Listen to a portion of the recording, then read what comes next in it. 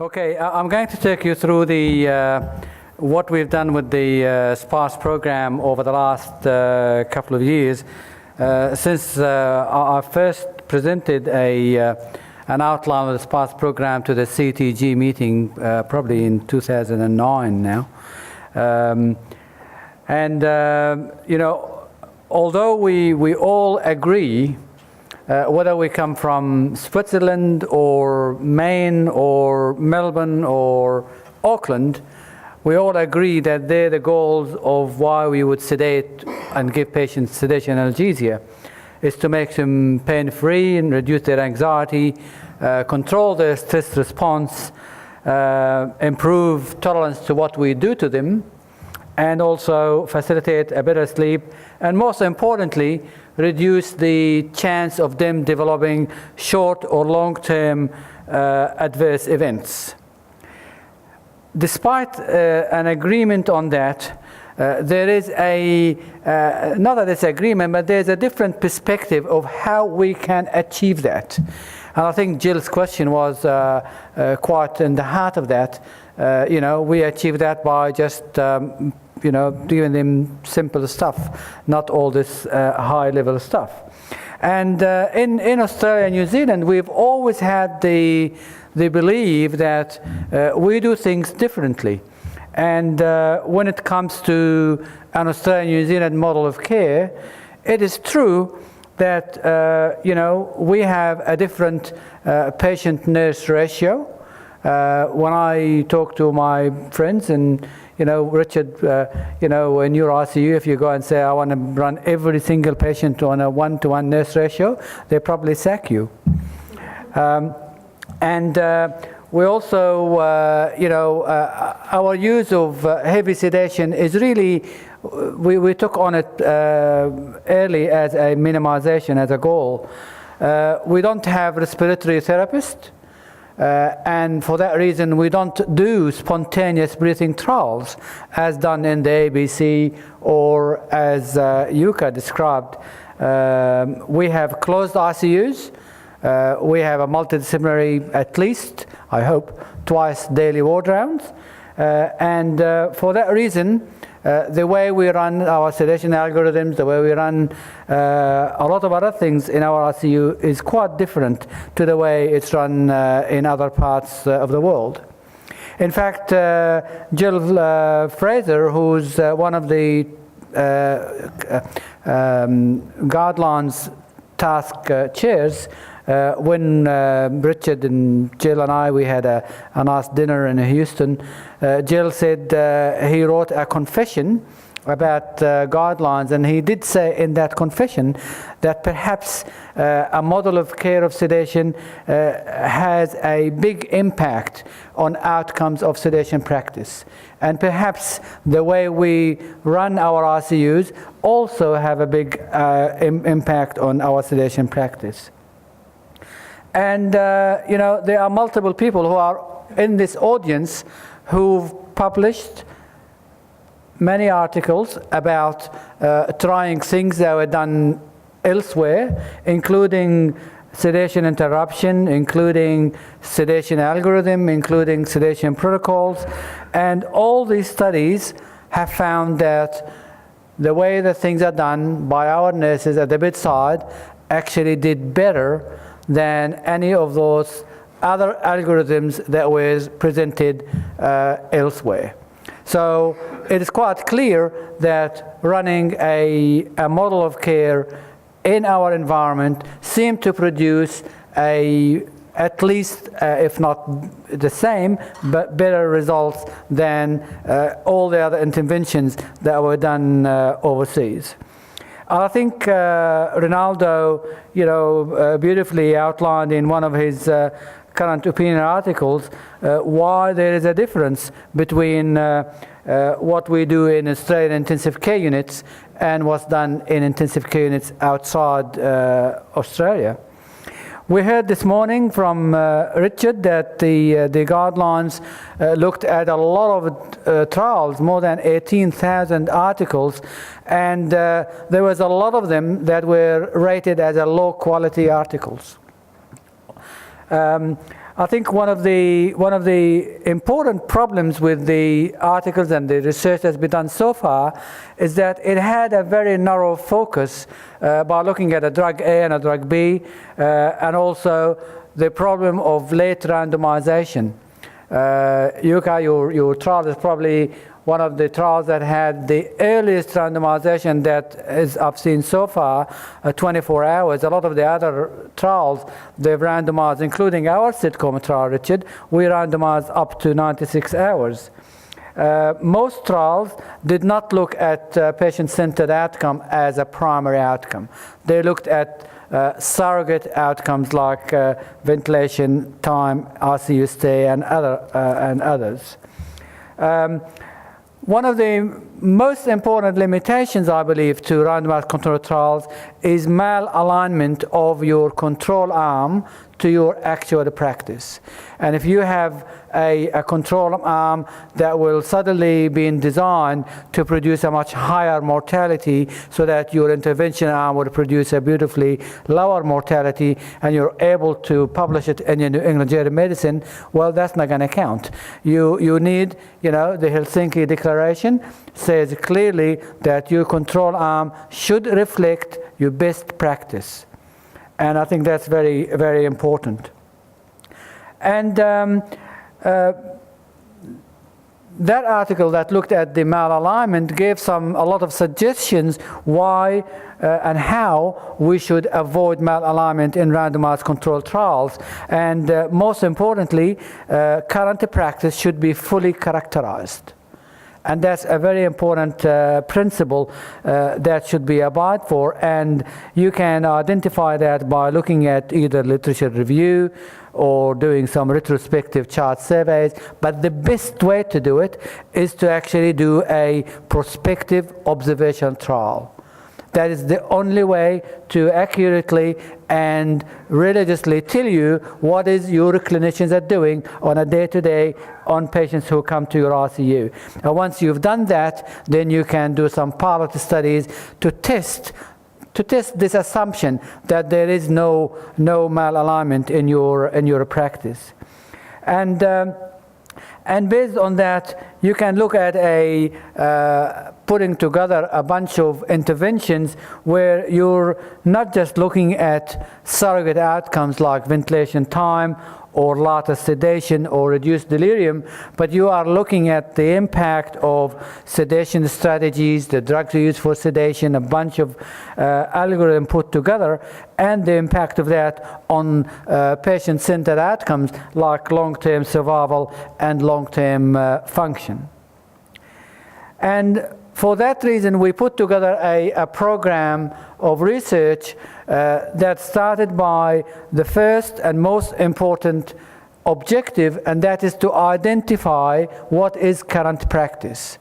We want to see what our doctors are doing, what our nurses are doing to patients who are sedated in our RCU.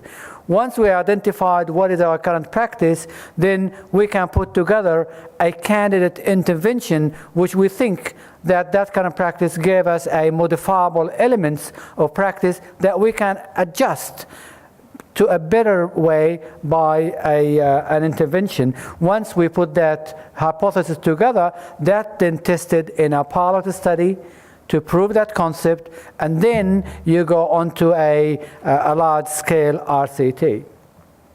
And we started with the sparse observational trial, which was a longitudinal trial where we recruited patients from RCU admission.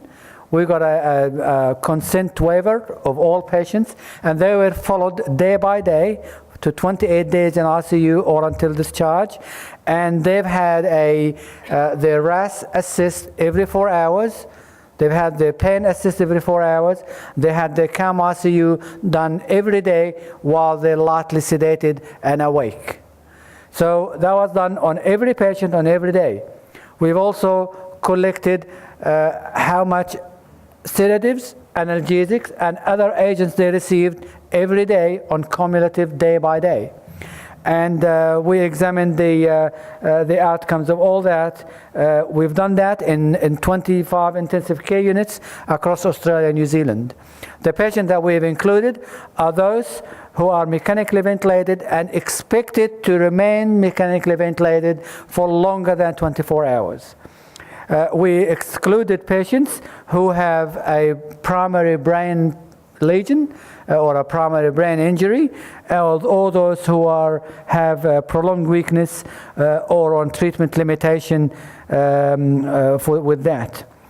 We looked at the drug usage in terms of what was given in the first 48 hours or right through the entire study. The reason we did that is that this first 48 hours is the period that's been sort of accepted by a lot of the RCTs as it's okay to give whatever you like in that first 48 hours until we get you randomized. So it was like a neglected period of RCU sedation. And what we found when we looked at the level of usage, that indeed we have an almost equal proportion of using midazolam and propofol as a primary sedative agents in our sedated patients. The use of morphine and fentanyl were also almost equivalent, and the use of drugs like, which are called alternative drugs like dexmedetomidine or haloperidol, were used later in the pace, not in the first 48 hours. There were only a few number of patients who these drugs were used in the first 48 hours. This chart here shows the RAS assessments on day-to-day up to day 28. What I wanted to bring your attention to is that if you look at the days 0, 1, and 2, and 3, you will find that the bulk of deep sedation occurred during those first 48 hours.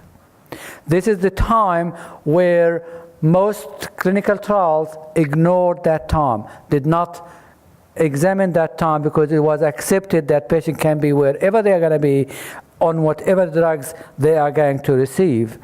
And in fact, once you reach your day 3, half of your patients are lightly sedated, and then they all come off their deep sedation very quickly after that.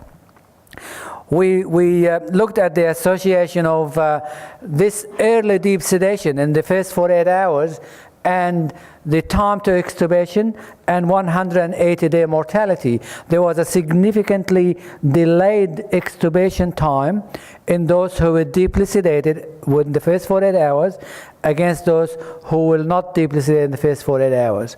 Also, when we looked at the 180-day mortality, it was significantly higher in the group that was still deeply sedated at first 48 hours. So clearly, from looking at those data, there is a kind of an element of deep sedation that is causing patients to remain intubated longer and causing 180-day mortality to be higher in those patients. We also found that 1 of every 2 patients on average scored at least 1 or more delirium days as measured by the CAM-ICU. We also found that the longer a patient stays in ICU, the higher their chance of becoming delirious using the CAM-ICU. And if a patient stayed in ICU ventilated for longer than 14 days, the chance of becoming delirious or scoring a positive CAM-ICU is close to 70%. So if we look at the total data here, we can identify some modifiable elements of sedation practice. We did a multivariable Cox regression, hazard regression model for looking at the multiplicity of baseline factors in the first 48 hours and the impact of this deep sedation on mortality and extubation time.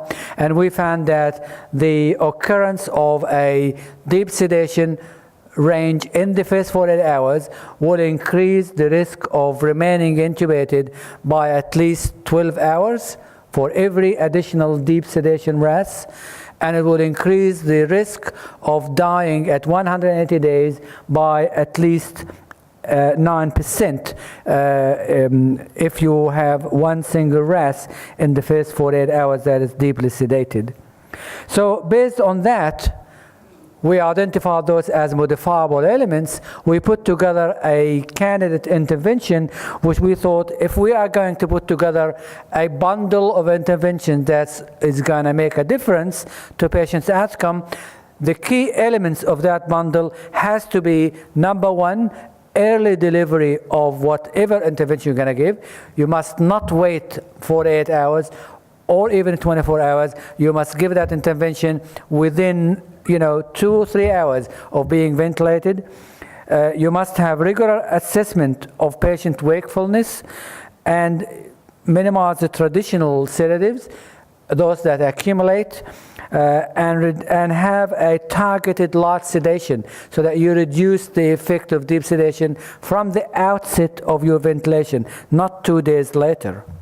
Because of what we heard about what dexmedetomidine produce in terms of lighter sedation, harder to keep people deeply sedated, more cooperative sedation, we thought that if we combine that strategy of early delivery, light sedation, regular wakefulness with a drug like dexmedetomidine as a primary sedative, because it is known to reduce ventilation time, it's known to produce risible sedation, it is known to reduce incidence of delirium, and combine that with avoiding benzodiazepine and targeted light sedation, it is likely that a bundle of intervention like that may produce an improved outcome. So that's what we put together as a candidate intervention. So now the program, we identified our best practice, we identified our modifiable elements of our practice, we now identified what intervention for optimal sedation we want to test. So we need to test this in a pilot trial. That's what we went on. That was our stage 2, where we tested a sedation algorithm with dexmedetomidine as the primary sedative compared with the standard care as identified in the observational trial. And this was a CTG endorsed study. It was done as a feasibility study to see whether this concept is actually going to work or not. So this was done in a multi-center. It was done in 6 intensive care units in Australia and New Zealand, and the aim was to look at the feasibility of recruitment and consenting, look at the practicality of delivering the intervention. The stuff that Professor Tekala was talking about, are these patients going to be adequately sedated with dexmedetomidine as a primary sedative, or they're going to have a lot more other things to be done to them. And then we targeted people to the RAS score, where they are between -2 and +1. We had the same inclusion criteria as that for the observation trial. They're the same patient, mechanically ventilated for longer than 24 hours, and we had, again, excluded those who have primary brain lesion or prolonged weakness, and we had a bunch of exclusions based on safety profile, like cardiovascular safety profile, and also patients who had end-stage liver failure or fulminant hepatic failure. We also excluded patients who came from a nursing home. The study algorithm was pretty simple. Patients get randomized, they're given analgesia first, then they randomized to one of the 2 groups.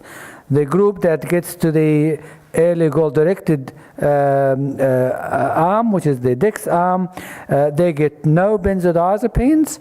They get started on 1 mic per kilo per hour, and that may be quite a high dose. But we found that this dose actually works for most patients. And then if this dose is inadequate, then you are allowed to add propofol at low dose to achieve the desired target sedation RAS, which is -2 to +1. And then you titrate your DEX, between 0 to 1.5, and use the lowest possible dose of propofol to achieve the desired sedation target. The standard care sedation arm essentially is what we saw in the observation trial. No, there's no dexmedetomidine in this arm, and the clinician prescribe the RAS scale as they see clinically indicated. And we expect that patients in this arm would receive, as we saw in the observational trial, half propofol, half midazolam. So when we looked at this, we got a group of patients, 21 in the intervention arm and 16 in the protocol arm. They will essentially have similar baseline characteristics, and they're pretty much on par with what we saw in the observational trial. This is a complete match to what we saw in the observational trial. Relatively high Apache, medical admissions, about 3/4, and so forth. Most of them received vasopressors, and a lot of them came from the hospital wards. The time to randomization for us was a pivotally important issue. We wanted to see how early we can randomize patients. You can see that from the time patients were intubated or mechanical ventilation was initiated, patients were randomized within 1.1 hour in the standard group and 2.1 hour in the intervention group. This is the earliest time to randomization in any sedation study published so far. And that is really something that we are exceptionally pleased about, because this is the essence of early intervention, to avoid that early 48 hours unnecessary untoward sedation. Now this is the percentage of patients, what they received post-randomization. You can see that the intervention arm, 95% of patients received DEX as expected. One patient was managed the Auckland way with analgesia only and did not need DEX after randomization. But you can see, as we expected, the standard group, they received all of them received propofol, and half of them received midazolam.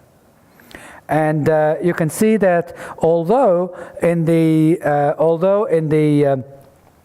the protocol, it's mandated that you can give propofol on day 1 to achieve the desired sedation in the intervention arm, still 25% of patients in the intervention arm did not need additional propofol.